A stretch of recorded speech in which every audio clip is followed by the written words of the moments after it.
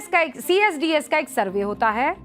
उस सर्वे के मुताबिक 2024 में बीजेपी को देश में 44%, मैं बता देती हूँ, यह देखिए आ गया, पूरा जो खेल है वो ओबीसी वोट का है। अब कैसे है, 2024 में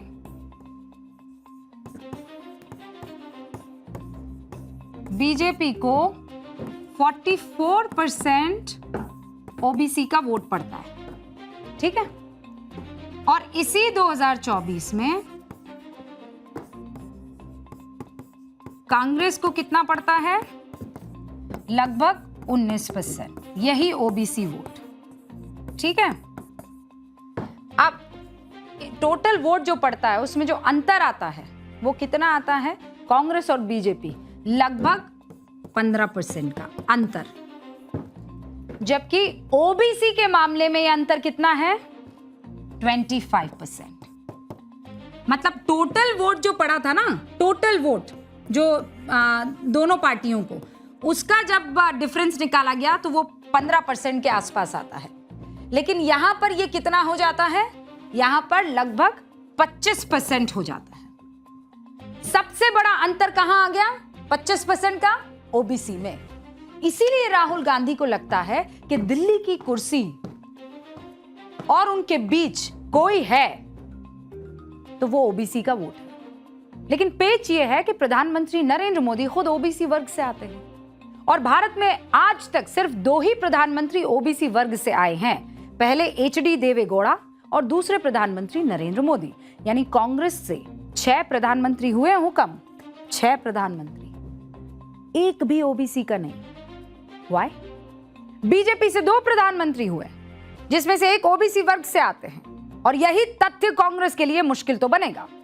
लेकिन कांग्रेस और ओबीसी के बीच सिर्फ बीजेपी हो तो समझ में आया ना, बीजेपी नहीं है केवल, कांग्रेस की जो सहयोगी पार्टियां हैं वो भी तो है ना।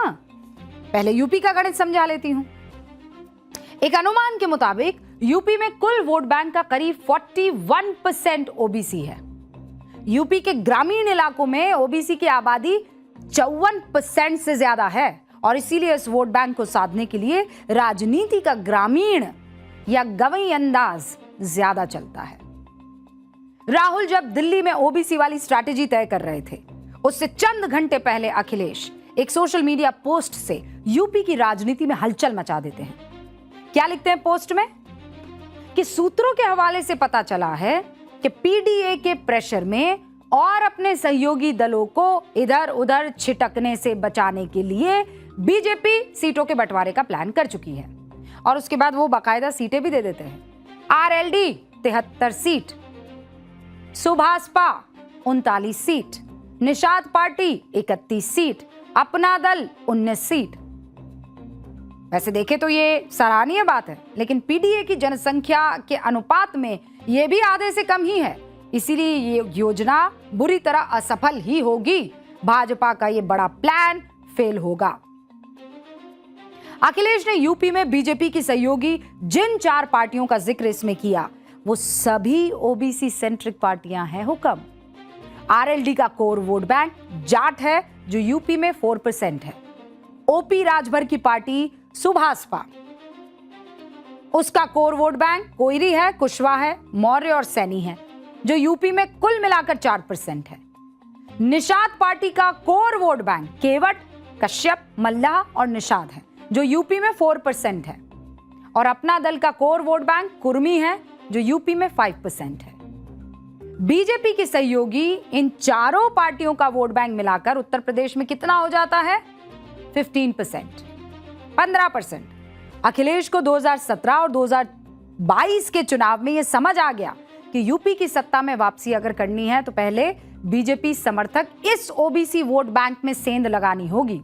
इसीलिए अखिलेश ने शब्दों के छल वाला दाव चला ताकि 2027 के चुनाव के लिए एनडीए में सीट बंटवारे का मौका आए तो अपने बताए नंबर का हिसाब गिनाकर इन चारों पार्टियों में फूट पैदा की जा सके, which is a well plan strategy. Akhilesh की लड़ाई भी उसी ओबीसी वोट बैंक की है जिस पर राहुल गांधी ताक लगाए बैठे हैं, क्योंकि 2022 के विधानसभा चुनाव में अखिलेश यादव की समाजवादी पार्टी और बीजेपी के बीच सिर्फ 9 वोटों का अंतर है। लेकिन नॉन यादव ओबीसी ये अंतर 37% वोट का कर देता है। इसी 37% के अंतर को कम करने के लिए अखिलेश यादव पीडीए की तरह तरह की परिभाषा पेश करते हैं। एनडीए के दलों के सीट बंटवारे का ऐलान खुद कर देते हैं ताकि समाजवादी पार्टी के कोटे में नॉन यादव ओबीसी जातियों का वोट जुड़ जाए। कहां? अखिलेश के पास। लेकिन योगी आदित्यनाथ भी इस खेल को बहुत अच्छे से समझ रहे हैं और उत्तर प्रदेश में बीजेपी की सहयोगी पार्टियां भी इसको समझ रही है और इसीलिए अखिलेश को हाथों हाथ जवाब भी मिल गया। यूपी सरकार में मंत्री हैं सुभाषपा के चीफ ओम प्रकाश राजभर, फौरन खरी खरी सुना देते हैं। यूपी सरकार के मंत्री आशीष पटेल जो अपना दल एस के नेता हैं, वो भी अखिलेश पर तंज कर देते हैं। लेकिन पहले आप जरा राजभर का ये बयान सुनिए। देखिए, अखिलेश जी गए थे रात को योगी आदित्यनाथ जी से मिले तो यहाँ कुछ समझे, दिल्ली चले गए तो अमित शाह जी से और मोदी जी से मिले तो वहाँ चर्चा किए तो उन लोगों ने कहा कि यही बोलो जाके, तो वो आके वही बोल रहे हैं। भारतीय जनता पार्टी एनडीए गठबंधन का सीट का बंटवारा दिल्ली में होता है कि यहाँ होता है? देखिए, पीडीए में उनके हव के एमओआई के अलावा कोई हव? एमओआई करते करते उबिया गए थे तो लोग कहें छोड़ा जाए दही, अब सरकार प्रकार न बनी। ये तो आपने सुन लिया। अब दूसरा आपको यूपी सरकार के मंत्री आशीष पटेल का बयान सुनाती हूँ जो अपना दल एस के नेता हैं। अखिलेश पर तंज कस रहे हैं और कह रहे हैं अपना दल जमीन पर काम करने वाले कार्यकर्ताओं की पार्टी है, हम एसी कमरों में बैठकर ट्वीट थोड़ा ही करते हैं, रीट्वीट थोड़ा ही करते हैं, ये राजनीति हम नहीं करते। आरएलडी ने तो पलटवार में दावा कर दिया कि सपा और कांग्रेस के बीच गठबंधन की चर्चा है जिसमें सपा कांग्रेस को 200 सीटें देने जा रही है। मतलब ओबीसी की बिसात पर शहमात का खेल चल रहा है। बीजेपी के सबसे बड़े वोट बैंक में सेंध की रणनीति पर राहुल और अखिलेश दोनों अपना अपना दाव चल रहे हैं।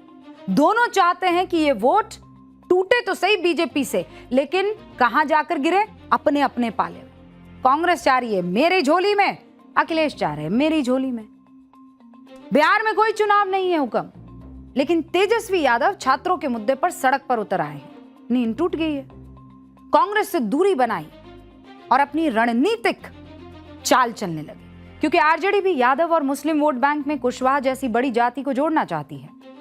सम्राट चौधरी को सीएम बनाकर कुशवाहा समाज को बीजेपी ने नेता देने की कोशिश कर दी।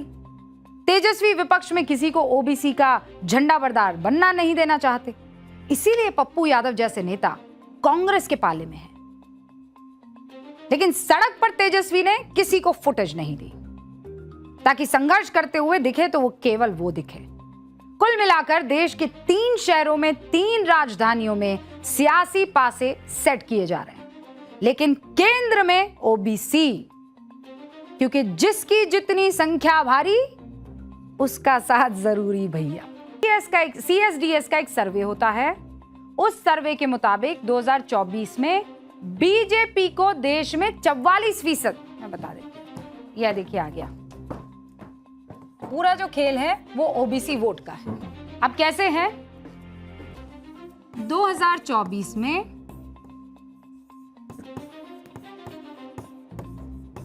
बीजेपी को 44% ओबीसी का वोट पड़ता है, ठीक है। और इसी 2024 में कांग्रेस को कितना पड़ता है? लगभग 19%, यही ओबीसी वोट, ठीक है। अब टोटल वोट जो पड़ता है उसमें जो अंतर आता है वो कितना आता है? कांग्रेस और बीजेपी लगभग 15% का अंतर, जबकि ओबीसी के मामले में यह अंतर कितना है? 25%।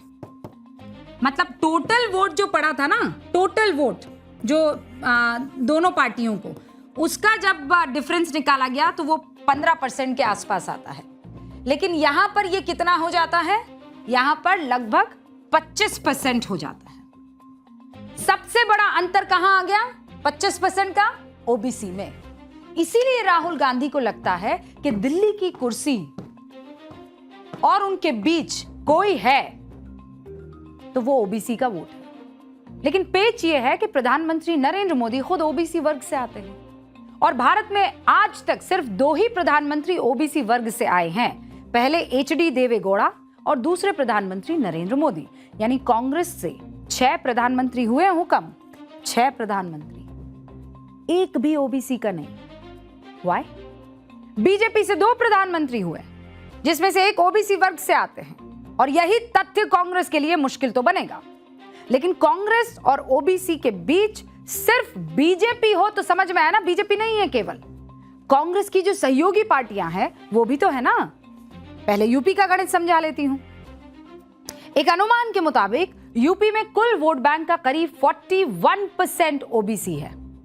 यूपी के ग्रामीण इलाकों में ओबीसी की आबादी 54% से ज्यादा है और इसीलिए इस वोट बैंक को साधने के लिए राजनीति का ग्रामीण या गवई अंदाज ज्यादा चलता है।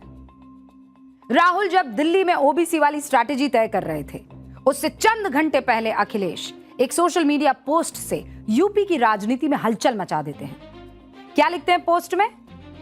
कि सूत्रों के हवाले से पता चला है कि पीडीए के प्रेशर में और अपने सहयोगी दलों को इधर उधर छिटकने से बचाने के लिए बीजेपी सीटों के बंटवारे का प्लान कर चुकी है।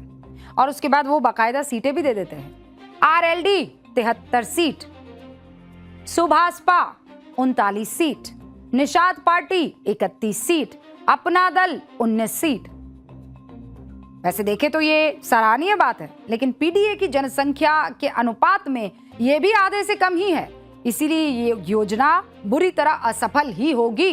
भाजपा का ये बड़ा प्लान फेल होगा।